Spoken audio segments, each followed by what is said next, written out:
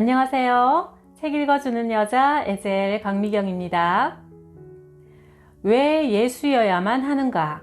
전 MBC 기자이자 앵커이셨던 조정민 목사님의 심층 취재 결과 전해드립니다.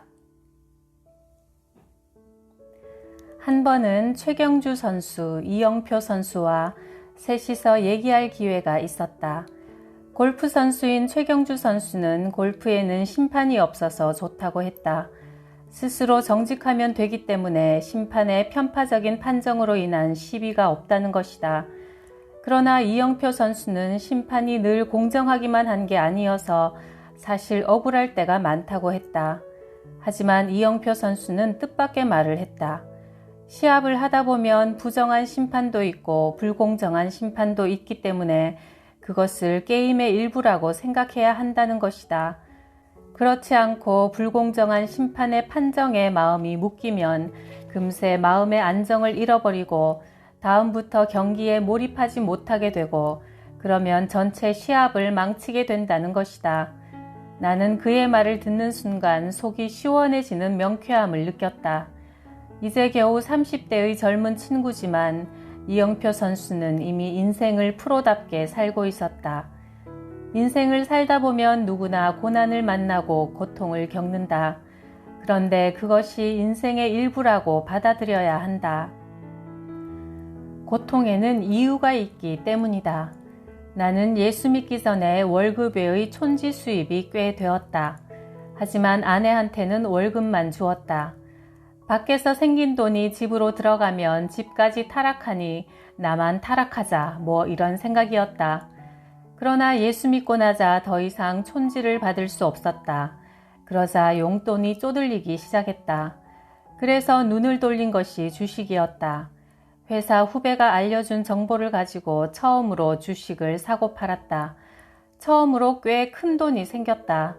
그때는 내가 촌지도 안 받고 바르게 살려니까 하나님이 이렇게 용돈까지 보너스로 주시는구나 싶어 감사 헌금도 했다. 이후 또 다른 주식을 소개받았다. 쉽게 돈을 벌고 보니 더 큰 욕심이 생겼다. 하나님, 이번엔 올인하려고요. 돈이 생기면 반은 하나님께 드릴게요. 그 헌금으로 북한 선교하는 데 사용하세요. 그래서 내가 가진 돈은 물론 장모님의 돈도 가져오고 여기저기서 돈을 끌어와 주식을 샀다. 당시 은행 통폐합과 관련해 많은 소문들이 있었고 나는 전에 들은 조언을 따라 금요일 오후에 한 은행 주식을 샀다. 그런데 월요일 아침 뉴스 특보를 통해 그 은행이 사라진 사실을 알았다. 맙소사, 순식간에 내가 산 주식이 휴지 조각이 되어버린 것이다. 사라지는 은행 주식은 모두 소각되기 때문이다. 자다가 날벼락을 맞은 셈이었다. 남은 직장 생활 동안 한 푼 쓰지 않고 월급을 모아도 모을 수 없는 큰 돈이었다. 그때부터 새벽 기도에 나가 원망하며 애통하게 기도했다. 아니 하나님 어떻게 이럴 수가 있습니까? 제가 돈 벌면 반은 주님한테 드린다고 하지 않았습니까? 나만 잘 먹고 잘 살자고 주식을 산 게 아니잖아요. 하지만 하나님은 침묵하셨다. 6개월, 7개월, 세월은 흐르는데 주님은 대답이 없고 머릿속은 복잡하기만 하고 정말 답답했다. 그렇게 속절없이 9개월이 흐른 어느 날 뜻밖의 나와 내 모든 가족이 거래하는 은행들에서 계좌 추적 통보가 날아왔다. 나는 전 정권 때까지 청와대 출입 기자였는데 새 정권이 출범하면서 부패한 기자들 손 좀 봐야겠다고 몇 사람을 지목해 6개월간 계좌를 뒤진 것이다. 하지만 아무리 뒤져도 빚밖에 없으니 계좌 추적은 무위로 끝났다. 만일 당시 내가 산 주식이 생각대로 대박이 나서 은행 계좌에 몇십억이 들어있었다면 나는 영락없이 부패기자 1호가 되었을 것이다. 나중에 안 사실인데 검찰청이건 누구건 외부의 정보를 이용하면 내부자 거래 행위로 처벌된다는 것이다. 만일 하나님이 내 기도에 응답해 주셨다면 20년간의 언론인 생활은 하루아침에 끝나고 부패기자로 감옥에 갈 뻔했다. 이 사건을 겪고 나서 나는 돈을 대하는 내 태도를 보게 되었다. 그때까지 나는 내가 돈에 묶인 자라고 생각하지 않았다. 그런데 막상 돈을 잃고 나니 하루 종일 돈을 묵상하고 있는 나 자신을 발견했다. 돈이란 것이 얼마나 나를 쥐고 흔들 수 있는 존재인지 알게 되었다. 수세에 몰리니까 돈 때문에 옴짝달싹 못하고 돈만 생각하고 돈만 생기면 모든 근심이 사라질 것처럼 굴었다. 그때 나는 두 가지 중요한 사실을 알게 되었다. 첫째는 내가 얼마나 돈에 묶인 존재인지 깨닫게 되었고, 둘째는 빚이 죄라는 사실을 알게 되었다. 빚을 지니까 좀처럼 선한 생각이 나오지 않았다. 온종일 빚에 눌려 지냈다. 죄란 하나님에게 빚지는 것이다.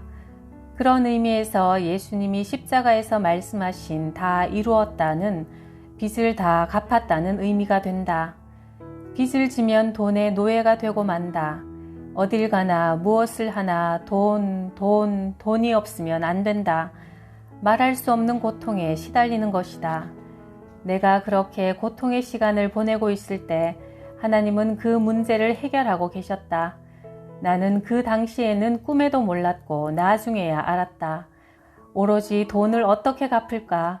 왜 이런 시련이 닥친 걸까 하며 괴로워하는 사이 하나님은 차근차근 해결책을 준비하고 계셨던 것이다. 고통의 문제, 고난의 문제 속에 하나님의 섭리와 은혜가 있다. 나는 고통의 터널을 빠져나오며 고난이 이해되기 시작했고, 그러자 그 돈을 내려놓을 수 있었다. 나중에 IMBC의 CEO가 되었을 때 1년만 더 있으면 주식 스톡 옵션이 그 빚을 갚고 남을 만큼 됐을 텐데 나는 그걸 내려놓았다. 그 돈이 있으면 내가 뭘 할까? 쓰느라 정신이 없겠지. 하나님은 재물에 대한 훈련을 통해 돈의 사슬을 끊을 수 있는 은혜를 주셨다.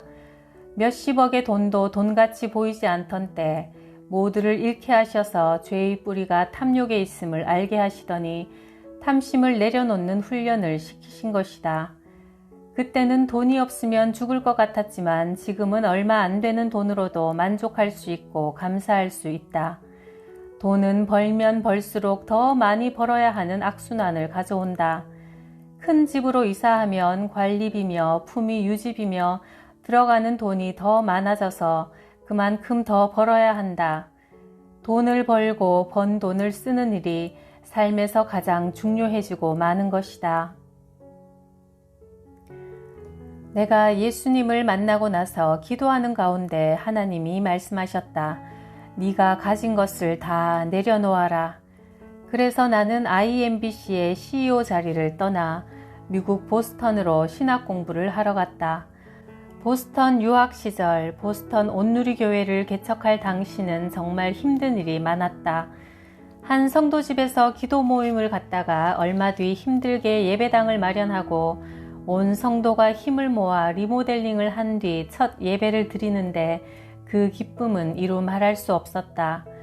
이후 성도가 갑작스럽게 600여 명으로 불어났다. 그러나 이 성장이 꼭 축복이라고 할 수 없다는 것을 깨달았다. 성숙한 신앙을 가진 사람들이 별로 없어 오늘은 또 교회에 무슨 일이 일어날까? 누가 또 이런저런 말을 뒤섞어서 교회를 한바탕 뒤흔들어 놓을까? 사건들이 시도 때도 없이 터졌다. 정말 죽을 고생을 해서 교회를 세웠는데 정작 교회가 교회답지 못했다. 나는 심각한 회의에 빠졌다. 도대체 사람들은 왜 교회에 오지? 왜 교회까지 와서 싸우지? 주일이 돌아오는 것이 점점 고통스러워졌다. 몸도 성하지 않아 심장 수술을 2번이나 하고 입이 2번이나 돌아갔다. 입이 2번째 돌아간 때 어느 날 집에 누워있는데 눈물이 하염없이 흘렀다. 과연 내가 하나님께 부름받은 게 맞나? 왜 이런 시련이 그치지 않나 싶어 눈물이 마르지 않았다. 그런데 문득 추어탕이 너무 먹고 싶었다. 그렇다고 전도사 체면에 하나님 추어탕 먹게 해주세요 하고 기도할 수도 없는 일이라 속으로 삼켰다. 그런데 하루는 엄청난 눈보라가 있을 것이라는 일기예보가 있었다. 보스턴은 1년에 한두 차례 눈보라가 들이치면 온 도시가 집안에 갇혀 꼼짝을 못한다. 학교도 휴강하고 교회도 예배를 못 드린다. 그런데 한밤중에 문을 두드리는 소리가 들렸다. 그 시간에 그 날씨에 누가 왔을까 하여 문을 열었더니 믿음 안에서 사귀던 형제가 서울에서 온 것이다. 그런데 놀랍게도 그 형제가 손에 들고 온 것이 추어탕이었다. 서울의 추어탕 맛집을 찾아 10인분어치를 사서 냉동을 한 채 보스턴까지 갖고 온 것이다. 형제는 출장차 뉴욕에 왔는데 서울에서 기도하던 중 갑자기 내 생각이 났다고 했다. 뭘 좀 사다 주어야겠다 싶었는데 함께 추어탕 먹은 기억이 나서 가져왔다는 것이다.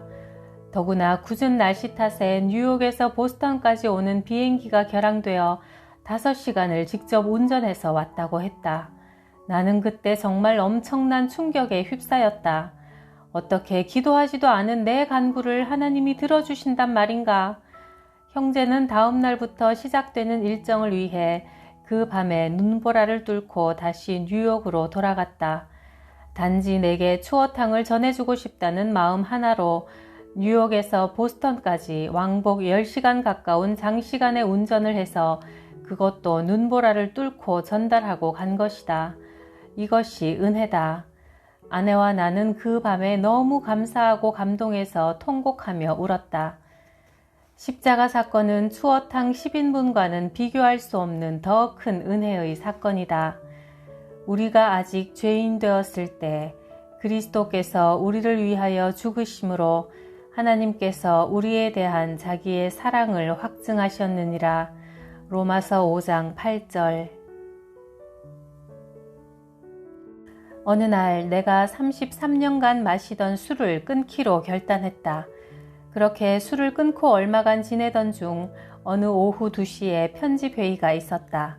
큰 탁자에 20명가량이 앉아서 저녁 9시에 나갈 뉴스의 내용에 대해 회의하는데 그날따라 내가 앉은 자리 양옆으로 술을 마시고 들어온 부장들이 앉았다. 언론사의 간부들은 아침에도 술 마시고 낮에도 술 마신 채 회의에 들어오는 일이 다반사이기 때문에 이상한 일이 아니었다. 낮부터 삼겹살에 술을 마셨는지 그들이 숨을 쉴 때마다 마늘 냄새, 고기 냄새, 술 냄새가 확 끼쳐서 나중엔 머리까지 지끈거렸다. 순간 내가 바로 엊그제까지 저러고 다녔는데 싶으면서 죄에도 냄새가 있겠구나 하는 생각이 들었다. 술을 끊었지만 직업상 룸살롱에 따라다녔는데 거기 앉아있는 것이 고역이었다. 술에 절은 카펫 냄새, 아무리 환기를 해도 지워지지 않는 담배 냄새, 룸살롱에서 나는 모든 냄새가 죄악의 소굴 냄새 같았다. 나는 그동안 이 구역질 나는 냄새를 얼마나 즐겼던가 싶었다. 오래전에 어떤 남자가 내게 상담하러 왔다.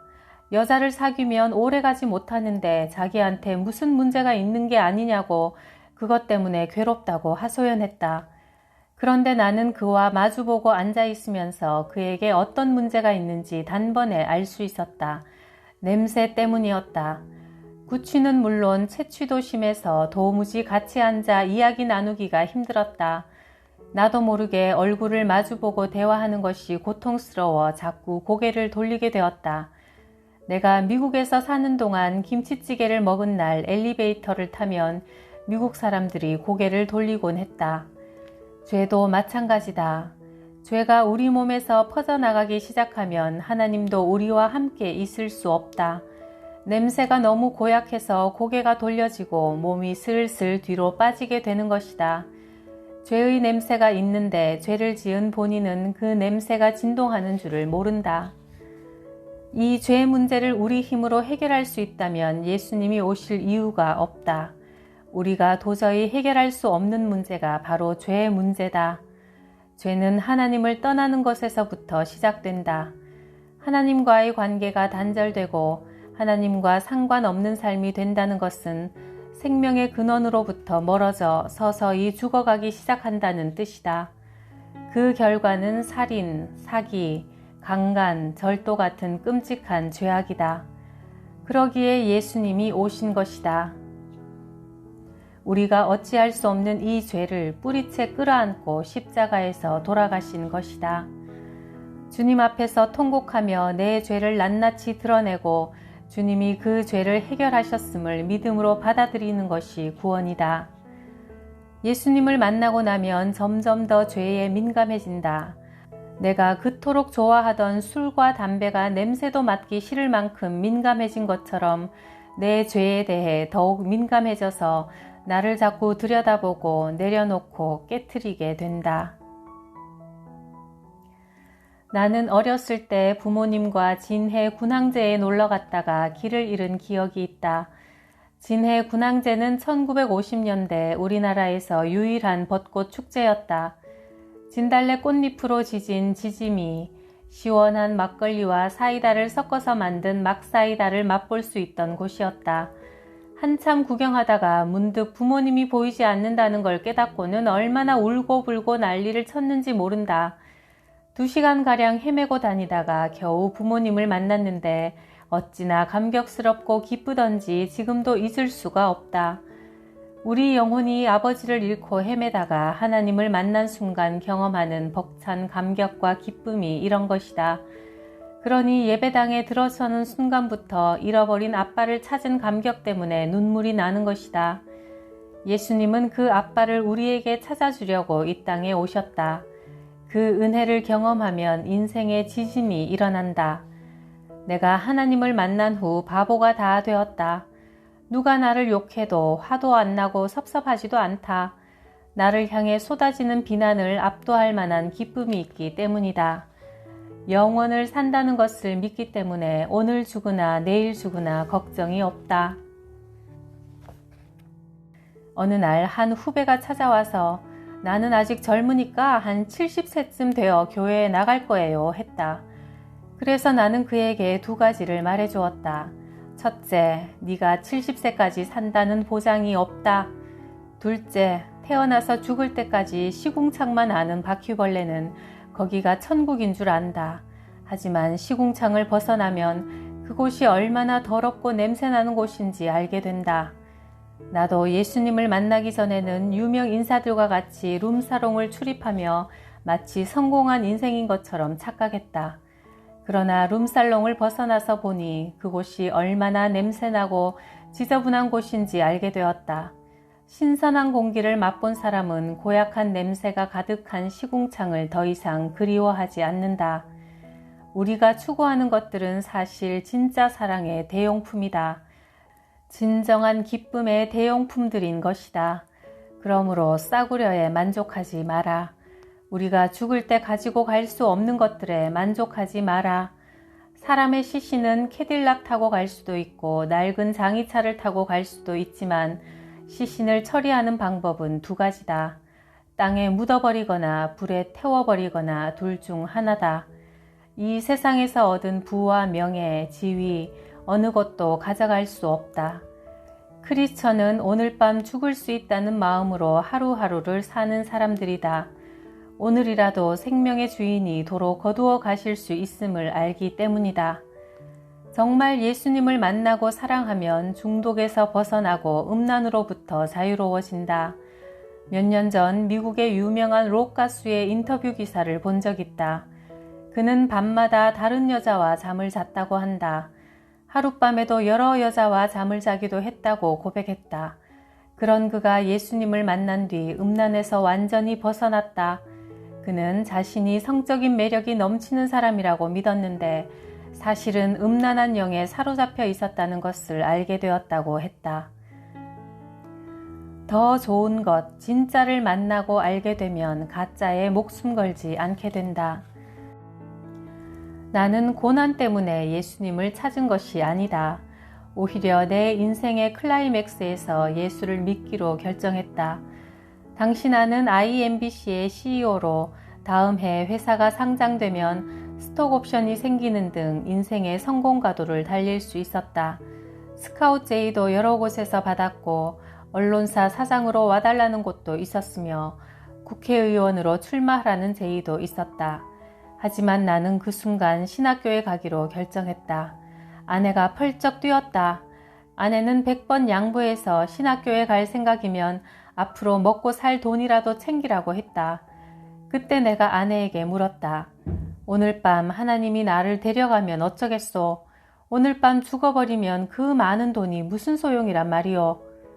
오늘 밤 하나님이 여러분을 데려가신다면 여러분은 지금 당장 무엇을 하겠는가? 가장 중요한 일을 해야 하지 않겠는가? 쓸데없는 일에 낭비할 시간이 없다.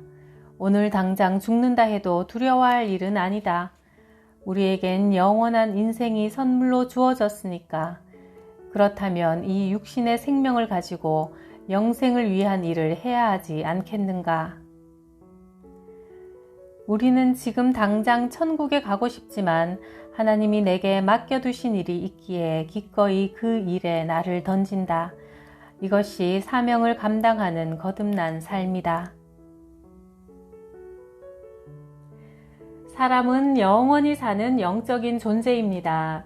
그 진리를 깨닫고 화려한 언론인에서 이제 영혼을 구원하는 목사님으로 변신하신 조정민 목사님처럼 여러분도 모두 우리를 하나님 아버지께로 또 천국으로 인도하는 예수 그리스도를 만나시길 바랍니다.